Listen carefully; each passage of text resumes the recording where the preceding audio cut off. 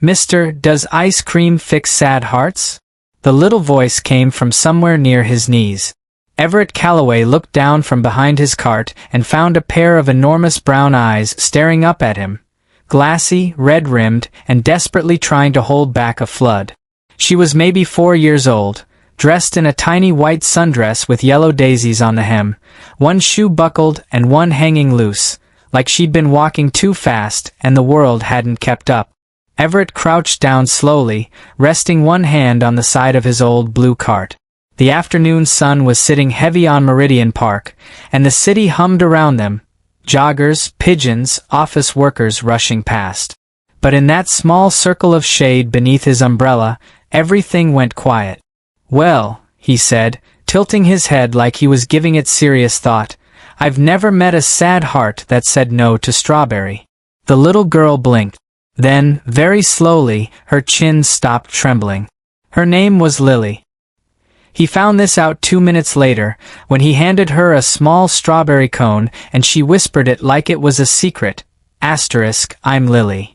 Asterisk, she had dropped her balloon earlier, she explained. A pink one. It had floated away into the sky right in front of her, and she hadn't been able to do anything but watch. Everett didn't say, "Oh, it's just a balloon." He didn't say, "Don't cry, you can get another one." He simply sat down on the edge of the park bench nearby, cone in hand, and said, "That's a real loss. I'm sorry, Lily." She looked at him the way children look at adults who finally say something that makes sense. Then she sat beside him, licked her ice cream, and sighed the long, dramatic sigh of someone who had seen too much. Her mother arrived 6 minutes later, breathless and pale. Nora Whitfield was 30 years old, and she moved through the world like someone who had learned to solve every problem before it happened. She was the kind of woman other women studied from across conference rooms. Composed, precise, unreachable. She was also, right now, absolutely terrified, because her daughter had been out of her sight for nearly 10 minutes in a city park. She stopped when she saw Lily on the bench, cone in hand, chatting calmly with a man in a blue apron. "Lily." The word came out soft, cracked at the edges. Lily turned. "Mama." "The ice cream man fixed my heart." Nora exhaled so deeply she had to press her hand to her chest. She walked over, scooped Lily up, held her for a moment longer than necessary, then looked at the man. "She wandered while I was on a call," Nora said. There was no defensiveness in her voice. Only honesty and something that looked a lot like shame. "Thank you for staying with her." Everett stood, wiping his hands on his apron. "She found me, really." She asked whether ice cream fixes sad hearts. He smiled. "I told her strawberry was worth trying." Nora looked at her daughter, then at the half-eaten cone. Then, unexpectedly, her eyes filled. She blinked it back quickly. The practiced blink of someone who had trained herself not to cry in public. But Everett saw it. He'd spent 11 years watching people at a cart in the park. He knew a person carrying something heavy when he saw one. He didn't say anything. He just handed her a napkin. She laughed, startled, a small, real laugh. "Thank you," she said again, and this time it meant more than just the ice cream. The next morning, at exactly 11:15, a black car pulled slowly to the curb along the park's east edge. It sat there a moment. Then the door opened and Nora Whitfield stepped out, not in yesterday's tailored blazer, but in a soft gray sweater, Lily on her hip, a tote bag on her shoulder. Everett watched her approach from behind his cart. "You came back," he said. Lily insisted. She set her daughter down, who immediately pointed at the strawberry. "Same as yesterday," Lily announced. While Everett scooped, Nora stood quietly. Then she said, "I looked you up. Your cart's been here for 11 years. Same corner, same umbrella." He handed Lily her cone. "Same cart too. She's older than both of us, I think." "Why here?" Nora asked. Not dismissively, genuinely. "You're clearly smart.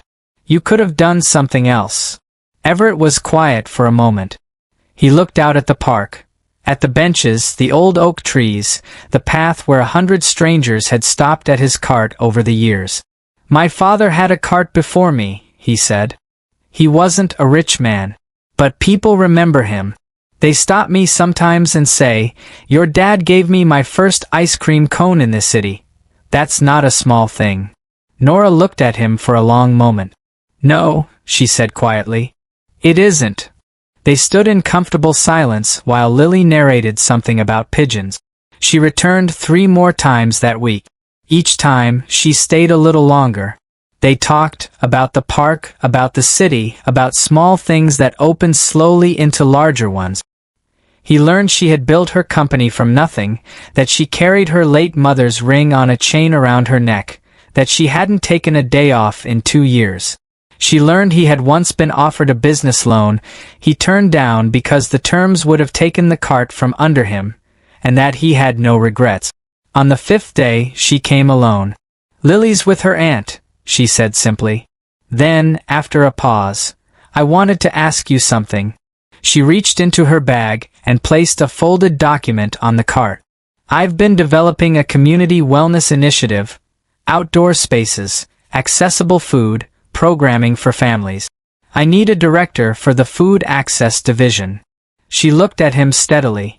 "I think you know more about feeding a community than anyone I've ever hired." He stared at the document, then at her. "You don't have to stop the cart," she said quickly. "That's in the terms. The cart stays." Everett was quiet for a long time. A breeze moved through the park. Somewhere behind them, a child laughed. "Why me?" he finally asked. Nora was quiet too for a moment. Then she said, "Because yesterday, I was telling Lily that we were going to visit the ice cream man, and she said, he makes people feel better, Mama. That's important." She paused. I realized she was right. And I realized I'd been building things for 3 years without ever asking whether they felt like anything. He looked at her. She looked back. "She's 4, he said softly. "And she already knows." "Yes," Nora said. "She really does." 6 months later, the old blue cart still stood at the east edge of Meridian Park. Same umbrella. Same corner. But now, twice a week, Everett Calloway walked into a glass-walled office and helped design programs that brought fresh food, gathering spaces, and a little warmth into parts of the city that had long gone without. And every Friday, without fail, a little girl in yellow daisies came to the cart and asked for strawberry.